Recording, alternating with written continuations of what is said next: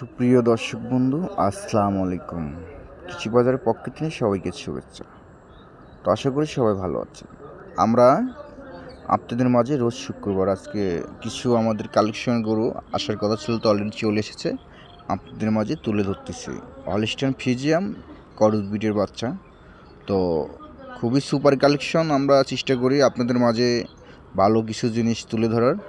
তো আপনার যারাই নেবেন, বাজারটা খুবই নরম আছে এখন বর্তমানে। যারাই নেবেন সরজমিনে চলে আসবেন, ঈশ্বরদী থানা, চকনাচা, বাগবাড়িয়া।